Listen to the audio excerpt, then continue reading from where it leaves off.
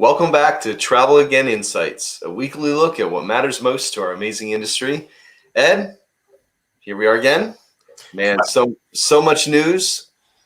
Yep, a lot going on as always. Good to see you. Good to see you. Let's dive right into the news. Our first update today is Canada is reportedly considering easing U.S. travel restrictions. This sounds like good news to me, Mike. Tell us about it. Boy, long overdue good news, right? Finally, we're in a position, Canada's in a position where they're seeing that same tipping point of people vaccinated, creating stabler environment.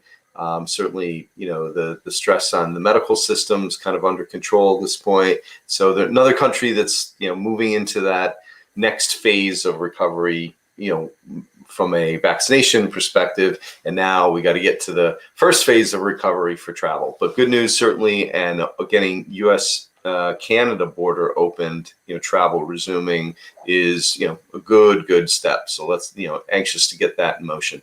Be good to see some of our Canadian friends and do some travel up there. So, well, and then conversely, in time for summer, get the Canadian travel industry, tourism industry recovering as well. So that good news all around. Okay. Next, Mike, our next article is about the CDC issuing new travel advice for more than 120 countries. This seems good also. Tell me about it. Yeah, I mean, again, you have to recognize the CDC is ultimately very conservative and will continue to be, but they're starting to, look for ways to relax in terms of the restrictions, getting travel moving again. So that's all positive. And it's, again, back to that, hitting that vaccination tipping point. When you start getting to the 50% or better, you start where vaccines are basically largely available to anybody who wants them. And you've got, more stable environment in terms of, again, stress on the medical system.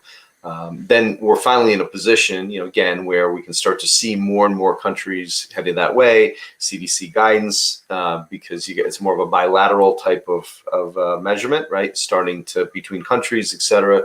All that starting to relax. And again, I no small part. I mean, I hope like things like we did with our travel guide, starts to really, again, reinforce good behavior in terms of travel opening up again. All again, more positive news for sure. Good. Thanks, Mike. The next one also seems like good news, maybe a lot of good news today, but for me, this one's been too long in coming. So when will the UK travel open? American and British leaders are set to relaunch travel, quote, as soon as possible, whatever that means, Mike. Well, that's the concern, right? It can't happen fast enough. And the US-UK corridor is a key corridor, kind of proof of principle in terms of getting major lanes opened again, getting, eliminating quarantine requirements. But it's really good to see, leaders of both countries are syncing up. And we're starting again to see this bilateral work in motion, right? And starting to get, again, key corridors open up. Everyone will be watching very closely in terms of any health impact. And, again, not a bad one, very good one actually to test, because not only the importance of it, but also, UK has been experiencing some challenges with the variant coming from India.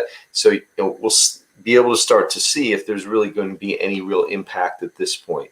But hopefully there's a real high correlation between people vaccinated and people self-identifying as travelers. So this is all, would lend me to believe that we finally, again, in a position where we're stable and can get this recovery started in earnest. So good news, though, again, more positive news. But man, again, got to get to some specifics, right? We need dates, we need guidelines, and we need this get going as quickly as possible.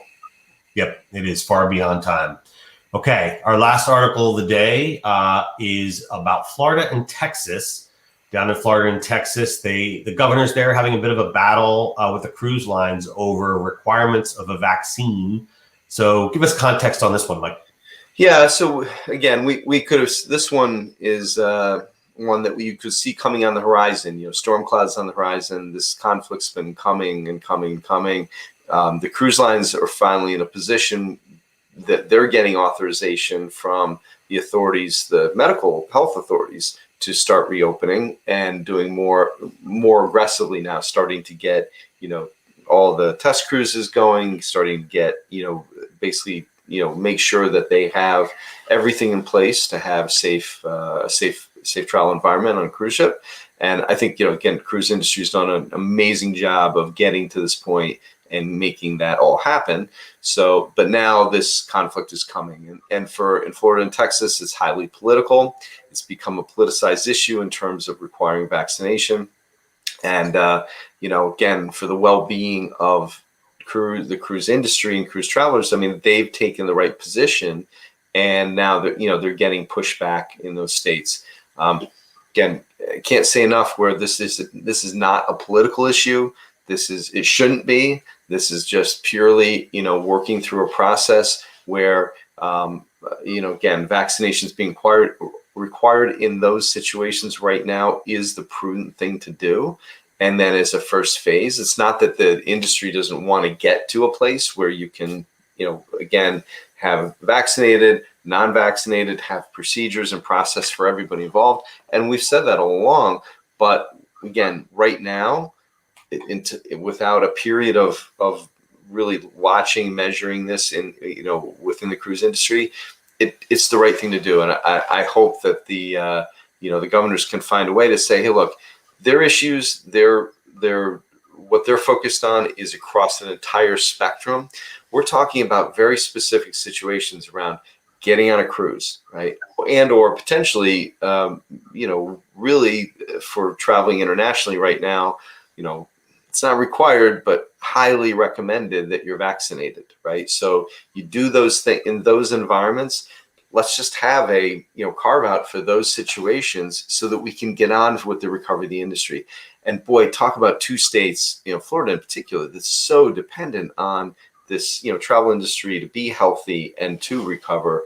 I hope they put pragmatic concerns for the industry and for their own state's economy ahead of the political issue in these cases. Yep. But we'll see. Yeah, we need our friends in the cruise industry to have a bit of good news over there. So, for sure. We'll hope this works out okay.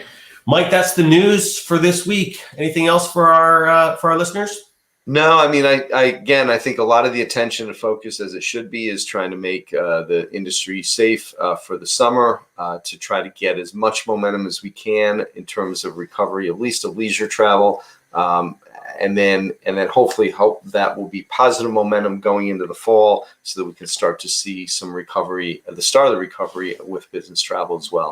So, we've been saying at Travel Again for, since we began last year, that this was the benchmark, kind of the date we thought that we would be, headed towards in terms of the start of recovery. It looks like that's playing out. So let's, again, hopefully lots of momentum forward and no setbacks from here. But we'll keep monitoring and trying to push forward to get the industry to continue to collaborate and work well together to get the best outcomes.